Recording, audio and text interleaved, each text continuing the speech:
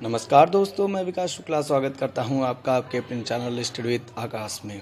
दोस्तों, यदि आप हमारे चैनल पर नए हैं तो चैनल को सब्सक्राइब कर लीजिए और अगर आपको कोई वीडियो पसंद आती है तो इस वीडियो को लाइक करके शेयर कर दीजिएगा। चलिए दोस्तों, आज हम बात करेंगे अपने नए टॉपिक तरंग गति पर। दोस्तों, आपको पता होगा तरंग क्या होती है। तरंग क्या होती है? तरंग एक विक्षोभ है। क्या है? तरंग एक विक्षोभ है जो किसी एक बिंदु से होकर दूसरे बिंदु तक जाती है, लेकिन उसके जो माध्यम होता है ना, उसमें कोई परिवर्तन नहीं होता है। ये किसी भी माध्यम में जा सकती, मतलब किसी भी दिशा में जा सकती है। तरंग किसी माध्यम में उत्पन्न विक्षोभ है जो उद्गम बिंदु से माध्यम के कणों के वास्तविक स्थानांतरण के बिना सभी दिशाओं में संचरित होता है। तरंगों को मुख्यतः दो भागों में बांटा जाता है। तरंगों को दो भागों में बांटते हैं। कौन कौन सी? यांत्रिक तरंगे और विद्युत चुंबकीय तरंगे। तो चलिए दोस्तों, यांत्रिक तरंगे देखते हैं क्या होता है। यांत्रिक तरंगे। यांत्रिक तरंग किसी भौतिक माध्यम में उत्पन्न वह विक्षोभ है जो बिना अपना स्वरूप बदले माध्यम में एक निश्चित चाल से आगे बढ़ता जाता है। ये देखिए क्या होता है, अपना स्वरूप बदले बिना क्या होता है, माध्यम में एक निश्चित चाल से आगे बढ़ती जाती है। यांत्रिक तरंग किसी भौतिक माध्यम में ही संचरित होती है, यानी कि कोई फिजिकल मीडियम होना चाहिए, भौतिक माध्यम होना चाहिए, उसी में चल सकती है। यांत्रिक तरंगों द्वारा केवल ऊर्जा तथा संवेग का संचरण होता है, जबकि द्रव्य का नहीं हो सकता है। जल की तरंगे, ध्वनि की तरंगे, स्प्रिंग की तरंगे इत्यादि यांत्रिक तरंगों के उदाहरण। ये किस चीज़ के उदाहरण है सारे? ये जल की तरंगे, ध्वनि की तरंगे, स्प्रिंग की तरंगे, ये क्या है? यांत्रिक तरंगों के उदाहरण। चलिए दोस्तों, आगे बढ़ते हैं। यांत्रिक तरंगों के प्रकार। जब किसी माध्यम में कोई यांत्रिक तरंग संचरित होती है तो माध्यम के कण कंपन करने लगते हैं। कणों के कंपन की दिशा के अनुसार यांत्रिक तरंगें दो प्रकार की होती है, अनुप्रस्थ यानी कि ट्रांसवर्स वेव्स और अनुदैर्ध्य। तो अनुप्रस्थ तरंगें देखते हैं। किसी माध्यम में यांत्रिक तरंग के संचरित होने पर माध्यम के कण तरंग के चलने की दिशा के लंबवत कंपन करते हैं, तो ऐसी तरंगों को अनुप्रस्थ तरंगें कहते हैं। उदाहरण देख लेते हैं। तनी हुई डोरी या रस्सी में कंपन। जब हम किसी रस्सी या डोरी को तनी होती है तो देखिए आप उसको खींचते हैं तो ऊपर नीचे हिलती रहती है, कंपन करती है, तो वो यांत्रिक तरंग होती है। पानी की सतह पर उत्पन्न तरंगे अनुप्रस्थ तरंगे हैं। अनुप्रस्थ तरंगे केवल ठोसों में उत्पन्न की जाती है जिनमें दृढ़ता होती है। गैसों में अनुप्रस्थ तरंगे उत्पन्न नहीं की जा सकती। द्रवों में अनुप्रस्थ तरंगे उनके भीतर नहीं बनती, केवल उनके तल पर बन सकती। जो ऊपर एक पानी पे हाथ मारो तो हिलता है पानी जब, तो वो क्या होती है? अनुप्रस्थ तरंगे होती हैं। अनुप्रस्थ तरंगे वैद्युत चुंबकीय हो सकती हैं, जैसे प्रकाश तरंगे। अनुप्रस्थ तरंग में माध्यम स्थिति से ऊपर की ओर अधिकतम विस्थापन की स्थिति को श्रृंग यानी कि कृष्ण तथा नीचे की ओर जो अधिकतम ऊपर की ओर जब विस्थापन होगा तो उसको श्रृंग बोलेंगे, और जो नीचे अधिकतम विस्थापन स्थिति को क्या बोलेंगे? गर्त। आपने समुद्र में गर्त को सुना होगा, जो सबसे नीचे पार्ट को बोलते हैं गर्त। तो इससे याद रखिएगा गर्त क्या होता है। और क्रेस्ट, ज्वालामुखी के ऊपर का भाग जो होता है उसको क्रेस्ट बोलते हैं। तो ऐसे याद रखिएगा, जो अधिकतम ऊपर का भाग है वो क्रेस्ट, और जो नीचे का भाग है वो श्रृंग, मतलब गर्त। किसी तरंग के लिए दो लगातार श्रृंगों या गर्तों के बीच की दूरी नियत होती है, जिसे अनुप्रस्थ तरंग। तो यहाँ पे ये देखिए, ये है इसके बीच की ये जो दूरी, इसको तरंग की तरंग दैर्ध्य कहते हैं, इनके बीच की दूरी को। अनुदैर्ध्य तरंगे लॉन्गिट्यूडिनल वेव्स। किसी माध्यम में यांत्रिक तरंग के संचरित होने पर यदि माध्यम के कण तरंग के संचरण की दिशा के समानांतर कंपन करते हैं तो उस तरंग को अनुदैर्ध्य तरंग कहते हैं। किसी स्प्रिंग को खींचकर छोड़ने पर उसमें उत्पन्न तरंगे अनुदैर्ध्य तरंगे होती हैं। अब यहाँ पे एक चीज़ देख लीजिए, ये चीज़, तो ये जो पास वाला पार्ट है इसको संपीड़न बोलेंगे, और जो ये स्प्रिंग का दूर वाला पार्ट होता है इसको विरलन बोलते हैं। तो ये संपीड़न हो गया, ये विरलन हो गया। जिन स्थानों पर स्प्रिंग के चक्कर पास में है, ये वाले, इनको ये संपीड़न कहते हैं, और जिनमें दूर है वो विरलन हो गए। तो यही चीज़ यहाँ पे बताई गई है, संपीड़न और विरलन। एक संपीड़न से दूसरे समीपवर्ती संपीड़न की दूरी अथवा विरलन दूसरे समीपवर्ती विरलन की दूरी अनुदैर्ध्य तरंग की तरंगदैर्ध्य कहलाती है। तो इन दोनों के बीच की दूरी क्या कहलाएगी? यहाँ से यहाँ के बीच अनुदैर्ध्य तरंग की तरंगदैर्ध्य हो गई, और यहाँ से यहाँ के बीच भी ये तरंगदैर्ध्य हो गई अनुदैर्ध्य तरंग की। अनुदैर्घ्य तरंगे सभी प्रकार के माध्यमों ठोस, द्रव अथवा गैस में उत्पन्न की जा सकती हैं। वायु में उत्पन्न ध्वनि तरंगे सदैव अनुदैर्घ्य तरंगे ही होती हैं। अनुदैर्घ्य तरंग हमेशा यांत्रिक होती है। द्रवों की सतह पर अनुप्रस्थ तरंगों का संचरण होते हुए उनके भीतर केवल अनुदैर्घ्य तरंग ही संचरित हो सकती है। चलिए अब आवर्तकाल पे आते हैं। आवर्तकाल यानी कि टाइम पीरियड बोल सकते हो आप इसको। किसी माध्यम में तरंग संचरण की स्थिति में माध्यम का कोई एक कण अपना एक कंपन पूरा करने में जितना समय लेता है उसे तरंग का आवर्तकाल कहते हैं। उसको हम प्रदर्शित करते हैं टी से। आवृत्ति, किसी माध्यम में तरंग संचरित होने पर माध्यम का कोई कण एक सेकंड में जितने कंपन करता है उस संख्या को तरंग की आवृत्ति कहते हैं। इसे एन से प्रदर्शित करते हैं। आवृत्ति, चाल तथा तरंगदैर्घ्य में संबंध, तो ये इसका संबंध होता है v=λ/t, क्योंकि आवर्तकाल बराबर होता है 1/आवर्तकाल। तो चाल बराबर होता है, ये याद रखिएगा, चाल बराबर आवर्ती गुणे तरंगदैर्घ्य, ये तरंग की चाल होती है। चलिए आगे बढ़ते हैं। विद्युत चुंबकीय तरंगे, यांत्रिक तरंगों के अतिरिक्त ऐसी तरंगें भी होती हैं जिनके संचरण के लिए माध्यम की आवश्यकता नहीं होती। इसमें क्या होता है, विद्युत चुंबकीय तरंगों में माध्यम की आवश्यकता नहीं होती, और जबकि उसमें क्या होता था, माध्यम की आवश्यकता होती थी। तो इनको क्या कहते हैं, विद्युत चुंबकीय तरंगे कहते हैं। जैसे प्रकाश, एक्स किरणें, रेडियो तरंगे इत्यादि विद्युत चुंबकीय तरंगों के उदाहरण है। जो एक्सरे मतलब एक्स किरणें मतलब जो एक्सरे हम लोग कराते हैं, वहीं ये एक्स किरणें होती है।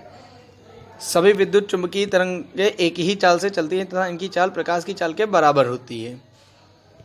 विद्युत चुंबकीय तरंगों का तरंगदैर्घ्य परिसर बहुत विस्तृत होता है। इनका परिसर 10⁻⁴ मीटर से लेकर 10⁴ मीटर तक होता है। विद्युत चुंबकीय तरंगों का विवरण निम्न है। गामा किरणें, ये अत्यंत लघु तरंगदैर्घ्य की विद्युत चुंबकीय किरणें होती हैं। इनका तरंगदैर्घ्य परिसर 10⁻⁴ मीटर से 10⁻⁻10 मीटर तक होता है।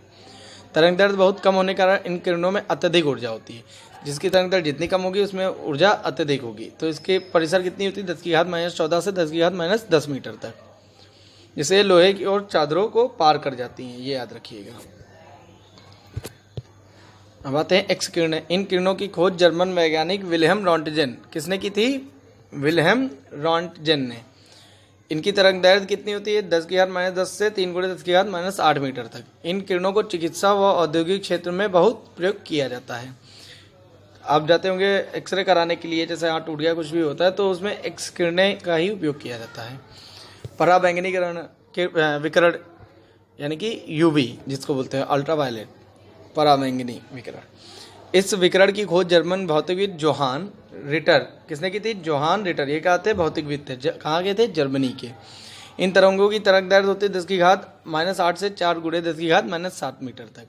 ये तरंगे सूर्य के प्रकाश, विद्युत विसर्जन, निर्वात, स्पार्क आदि से उत्पन्न होती है। अदृश्य लिखाई, अंगुलों के निशान का पता लगाना, खाद्य पदार्थों के संरक्षण में इनका प्रयोग किया जाता है। अब आते हैं दृश्य विकिरण पे। इस विकिरण को हम अपनी आंखों से देख सकते हैं। इनका तरंगदैर्घ्य प्रतिशत कितना होता है, 4×10⁻⁷ मीटर से 7.8×10⁻⁷ मीटर तक होता है। दृश्य विकिरण में परावर्तन, अपवर्तन, व्यतिकरण, विवर्तन, ध्रुवण, दृष्टि संवेदन आदि इत्यादि गुण पाए जाते हैं। अब आता है अवरक्त किरणें। अवरक्त किरणें, इनकी खोज किसने की थी, विलियम हर्शेल ने। इसका तरंगदैर्घ्य प्रतिशत होता है 7.8×10⁻⁷ मीटर से 10⁻³ मीटर तक होता है। इन किरणों के वेधन शक्ति अधिक होने के कारण ये घने कोहरे तथा धुंध से पार निकल जाती है। युद्ध काल में इनका प्रयोग दूर दूर तक सिग्नल भेजने में किया जाता है। सूक्ष्म तरंगे, माइक्रोवेव्स। इन माइक्रोवेव ओवन जो होता है उसमें इनका उपयोग किया जाता है। इनका तरंगदैर्घ्य परिसर होता है 1×10⁻³ मीटर से 10⁻⁻1 मीटर तक। रडार, उपग्रह, लंबी दूरी के बेतार, संचार तथा माइक्रोवेव ओवन में इनका प्रयोग किया जाता है या होता है। रेडियो तरंगे, इनका तरंगदैर्घ्य परिसर 1×10⁻1 से 1×10⁴ मीटर तक होता है। रेडियो तथा टीवी प्रसारण में इनका प्रयोग किया जाता है। तो चलिए दोस्तों अपने क्वेश्चन आंसर की तरफ बढ़ते हैं। आज का हमारा पहला प्रश्न है, निम्न में से कौन सी यांत्रिक तरंग है। तो आपको बताना है यांत्रिक तरंग कौन सी होती हैं। अभी मैंने आपको पढ़ाया था कि यांत्रिक तरंगे कौन कौन सी होती है। तो ध्वनि तरंगे जो होती है वो यांत्रिक तरंग होती है। ध्वनि तरंगे यांत्रिक तरंग में आती है। तो यहाँ पे डी विकल्प सही हो जाएगा। चलिए दोस्तों अगले प्रश्न की ओर बढ़ते हैं। हमारा अगला प्रश्न है, दीर्घ रेडियो तरंगे पृथ्वी की जिस सतह से परिवर्तित होती है वो कौन सा सतह होती है हमारी, वो होता है आयन मंडल। तो यहाँ पे बी विकल्प बिल्कुल सही हो जाएगा। दीर्घ रेडियो तरंगे पृथ्वी के आयन मंडल यानी कि आयनोस्फीयर से परिवर्तित होती है। यह मंडल कितना होता है, 80 से 400 किलोमीटर की ऊंचाई के मध्य स्थित होता है। चलिए दोस्तों अगले प्रश्न की ओर बढ़ते हैं। हमारा अगला प्रश्न है, बेतार के तार का संपर्क पृथ्वी के धरातल को परिवर्तित किया जाता है तो आयनोस्फीयर, जो अभी मैंने बताया आयन मंडल, इसकी रेंज कितनी बताई, 80 से 400 किलोमीटर की होती है इसकी रेंज। तो यहाँ पे सी विकल्प बिल्कुल सही हो जाएगा, आयनोस्फीयर द्वारा। चलिए दोस्तों अगले प्रश्न की ओर बढ़ते हैं। रेडियो तरंगों के विक्षेपण के लिए वायुमंडल के निम्नलिखित स्तरों में से कौन सा स्तर उत्तरदायी है रेडियो तरंगों के विक्षेपण के लिए, तो आयन मंडल, आयनोस्फीयर जिसको बोलते हैं। चलिए डी विकल्प सही हो जाएगा। चलिए दोस्तों अगले प्रश्न की ओर बढ़ते हैं।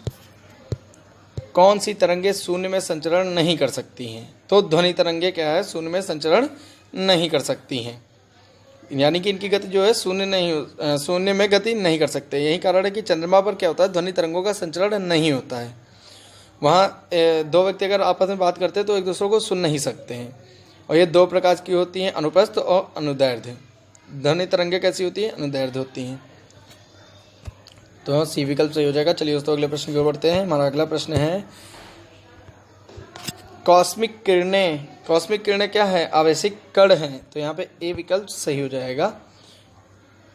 चलिए दोस्तों अगले प्रश्न की ओर बढ़ते हैं। हमारा अगला प्रश्न है, कॉस्मिक किरणों के संबंध में निम्न कथनों में से कौन सा सही नहीं है, वे विद्युत चुंबकीय तरंग होती हैं, तो बिल्कुल सही है, ये तो सही है ही, मतलब माफ़ कीजिएगा, कॉस्मिक किरणें जो है विद्युत चुंबकीय स्पेक्ट्रम का भाग नहीं होती हैं। ये ऊर्जा के आवेशित कण हैं जो अंतरिक्ष में लगभग प्रकाश की गति से गमन करते हैं।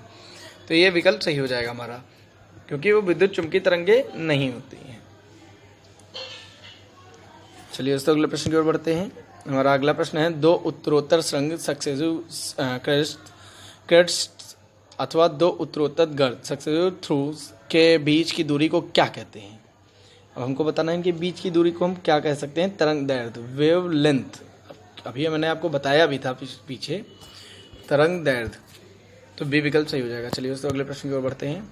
क्रिस्टल की संरचना जानने के लिए निम्न में से किसको प्रयोग में लाया जाता है, तो क्रिस्टल की संरचना जानने के लिए हम एक्स किरणें को प्रयोग में लाते हैं। तो यहाँ पे बी विकल्प बिल्कुल सही हो जाएगा। चलिए दोस्तों अगले प्रश्न की ओर बढ़ते हैं। अगला प्रश्न है, एक रडार जो शत्रु के वायुयान की उपस्थिति का पता लगाता है प्रयोग करता है रेडियो तरंगों को, किस चीज़ को प्रयोग करता है, वो रेडियो तरंगों को। रडार एक ऐसी प्रणाली है जिसमें विद्युत चुंबकीय तरंगों, विशेषता रेडियो तरंगों की सहायता से स्थिर एवं गतिमान दोनों प्रकार की वस्तुओं की रेंज, ऊंचाई, दिशा एवं गति का पता लगाया जा सकता है। तो बी विकल्प सही हो जाएगा। चलिए दोस्तों अगले प्रश्न को बढ़ते हैं। हमारा अगला प्रश्न है, जब समताप मंडल में ओजोन का अवक्षय होता है तो पृथ्वी के धरातल पर पतित विकिरण की तरंगदैर्ध्य कितनी होती है, तो 10⁻⁷ m।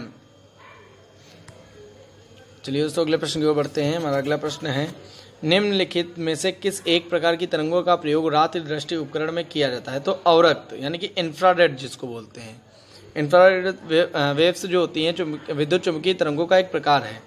इनकी तरंगदैर्ध्य वेवलेंथ 10 प्रकाश से अधिक होती है। इनका प्रयोग लक्ष्य ढूंढने, निरीक्षण, रात्रि दृष्टि आदि के लिए सैनिकों द्वारा किया जाता है। तो यहाँ पे सी विकल्प जो है हमारा बिल्कुल सही हो जाएगा, अवरक्त तरंगे यानी कि इंफ्रारेड वेव्स। चलिए दोस्तों अगले प्रश्न की ओर बढ़ते हैं। हमारा अगला प्रश्न है, दूर संचार के लिए प्रयुक्त तरंगे हैं, तो दूर संचार के लिए हम माइक्रोवेव तरंगों का प्रयोग करते हैं। तो यहाँ पे डी विकल्प बिल्कुल सही हो जाएगा दोस्तों। चलिए दोस्तों अगले प्रश्न की ओर बढ़ते हैं। हमारा अगला प्रश्न है, टेलीविजन दर्शक डिश एंटीना में प्रयुक्त करते हुए बरसात में उग्र सिग्नल प्राप्त नहीं होते, क्योंकि क्या होता है, वर्षा की बूंदें जो है रेडियो तरंगों की ऊर्जा को क्या करते हैं, शोषित कर लेंगे, ऊर्जा को मूल दिशा को विचलित करती हैं। क्या होता था इसमें, मूल दिशा को हाँ, एंटीना छोटे भी होते हैं, क्योंकि उनका क्या होता है, एंटीना छोटे होते हैं तो उनको कैच करने में दिक्कत होती है। आप देखेंगे जब जहाँ बैंक में जाए वहाँ पे बड़े एंटीना लगे होते हैं, यहाँ घर पे जो डिश एंटीना होते हैं वो छोटे से होते हैं, लगे हुए बने होते हैं। फिर वर्षा की बूंदें जो है रेडियो तरंगों की ऊर्जा को अवशोषित कर लेती हैं, और वर्षा की बूंदें रेडियो तरंगों की ऊर्जा की मूल दिशा को विचलित कर देती हैं, जिसके कारण ये क्या होता है, हम सिग्नल प्राप्त नहीं कर सकते। तो यहाँ तीनों सही हैं। तो चलिए विकल्प देख लेते हैं, डी विकल्प सही रहेगा हमारा, क्योंकि 1 2 3 दिया इसमें। चलिए दोस्तों अगले प्रश्न की ओर बढ़ते हैं। FM प्रसारण सेवा में प्रयुक्त होने वाले आवृत्ति बैंड का परास होता है।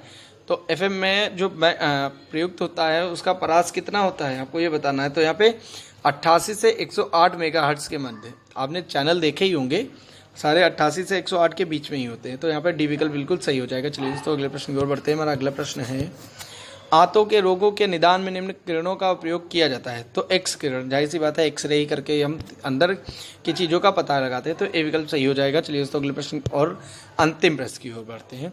सीटी स्कैन करने में प्रयोग लाई जाती है। तो सीटी स्कैन में हम एक्स किरणें प्रयोग करते हैं। सीटी स्कैन या कंप्यूटेड टोमोग्राफी बोलते हैं सीटी स्कैन को, विशेष प्रकार का एक्सरे परीक्षण है जिसके द्वारा क्या होता है, शरीर के अंदरूनी अंगों को देखा एवं उनके रोगों का पता लगाया जाता है। तो यहाँ पे डी विकल्प सही हो जाएगा। चलिए दोस्तों इसी के साथ हम वीडियो को समाप्त करते हैं। यदि आपको वीडियो पसंद आई हो तो लाइक कर दीजिए और शेयर कर दीजिए। अगर आप हमारे चैनल पर नए हैं तो हमारे चैनल को सब्सक्राइब कर दीजिए और नोटिफिकेशन बेल को ऑन कर लीजिए जिससे आपको हमारी लेटेस्ट वीडियो प्राप्त होती रहे। धन्यवाद दोस्तों।